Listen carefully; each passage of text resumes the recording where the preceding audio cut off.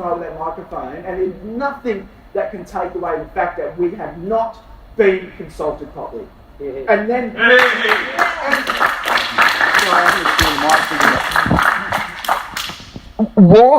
Why has there been no survey conducted in Kununurra as there were in other regional towns targeted for fluoridation, including Bunbury, Headland, Moora, Jurien Bay, Two Rocks and Yanchep?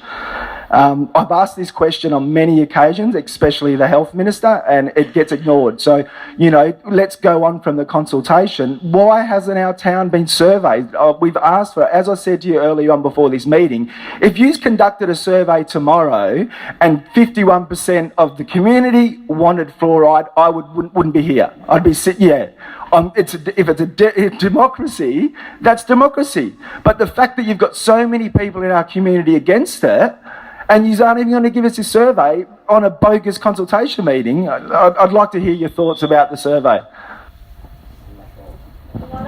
Lack of, sorry.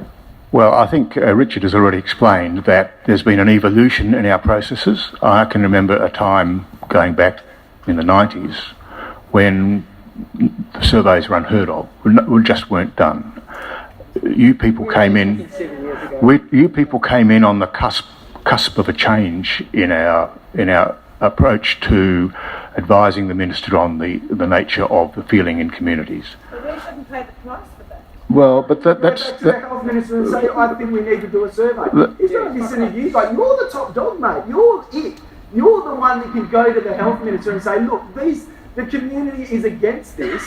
Do the survey, and then I'll shut my mouth. If the town wants fluoride, I'll give up. You're the guy that can go back. Stop putting it onto the minister, because ministers come and go. You're the guy that can go down and say, hey, this town deserves, if we're on the cusp of these little mistakes that you made, do the right thing, do the survey, let's get it over and done with. Go tell the Health Minister that. I don't think you could do an unbiased survey in this community. Because you just ran it down our throats.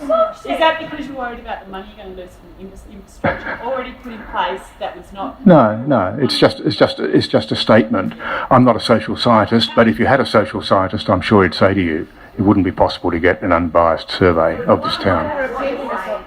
You guys don't give a shit about the local people who don't care about our opinions or our health. That's the truth of it. No, well, that's not the truth at all. Go down and tell Roger Cook when you fly back home and say the community don't want it. You are the guy. Stop blaming it onto the minister. You can go down there and say, give the town a freaking survey, shut them up, shut Danny Carter up, and then we'll get on with it. Or alternatively, you guys can supply us with reverse osmosis machines for our houses. How about that? Exactly. It's not going to do that. It's not financially viable. We don't want it. So I don't want you. you need to go back and say to Roger, we don't want it. Or do a survey and let's find out if we want it. It's been forced down our throat. And this is something that's happening in Canada, it's happening in New Zealand, it's happening in Ireland, it's happening in the UK. It's going against these guys. More communities around the world are pulling it out of their water. Councillors are sitting down in meetings where it's controlled, like Queensland and New Zealand, where it's controlled by councillors. Councillors get all the information and they go, we don't want this shit in the water. They have a vote, So go down there, get the survey done. Don't force it down our throat based on that consultation back in 2010. Just because we're a backwater town up in the middle of what doesn't mean we're not going to take it without a fight, mate. Well, as I've said to you, I don't believe we could get an unbiased survey. I think it's too late for that. It's too late for that. It's jaded by. No, it's to do with the opinion within the community.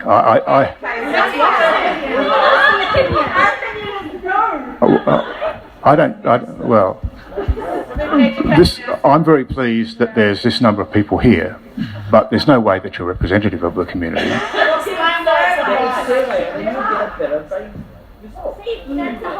You've already got 808 people on the petition signed. We can't force everyone to come against their will, but they've all got things to do. They've got kids to feed at night. We're lucky to get this many people to come. But there was 808 people who signed that petition, as you well know, and that's a fair chunk of this community, of voters especially. Well, it's still a minority. It's a substantial minority. You just can't force it down people's throat. Let me ask one more question. Yeah. Once you get that fluoride into the water, how are you going to get it to the people to drink it? People don't drink the tap water. It's like shit as it is, mate. Well, there's no way that you've just made the point that you don't have to drink it, and Well, we're forced, because the water's shit, we're forced to buy water anyway. So we have to pay for it. what we know is the science shows that, given that a lot of people don't prefer bottled water or other form orange juice or other things which don't have fluoride in it, there's still a beneficial effect in the community when you fluoridate. You tell me there's going to be a quarter of a decrease in cavities in town, right? And I know who your target audience is. Is Coca-Cola going to be fluoridated water, especially when the target don't necessarily drink tap water? They're drinking Coca-Cola, orange juice, anything in a bottle that you can grab out of the fridge into hot and cold. Yeah. Is it going to beat that? Are you saying we're going to have a decrease in the cavities in that section of our community? Well, I don't think you're suggesting there's going to be any change, are you, in that? Suggesting I'm a health education teacher. I know there'll be no change. The diet of many of our kids, and I said this in the last meeting, go and stand and see what many of our locals are eating and drinking, and many of our kids are being raised on, and you'll know why there's a high degree of cavities. Throw all that money you put in fluoride into nutrition education, into dental hygiene, with on the ground, because we have nothing going on in this town other than what we're providing through the school. And I can tell you that there's very limited health education for nutrition and dental hygiene in that section of our community that you're targeting. And yeah, my kids have got perfect. I had a Year 10 student come up to me last week and say, just been at a dentist, you'd be interested to know this, and the dentist has told, he's born and bred Kununurra, that my teeth have got perfect amount of fluoride. That's Lars. That we've got enough in the water, my teeth are really good, healthy, so on. My kids, not 11's my oldest, 7. Not one dental decay in their life. We've got enough fluoride as it is. We drink copious amounts of water. Your target group are not even going to be touched by this fluoridated water. That's right. You're not helping them at all. And you're You're certainly not affecting helping us. And just to continue on that, I contacted the dental health services for the Kimberley, and I said, because I work in early childhood, as everyone's aware, guess what they sent me? Northern Territory. They practically said over the phone that we've got nothing really good in Western Australia, and she's turned around and she said, contact Northern Territory. They've got a whole lot of stuff. So we haven't even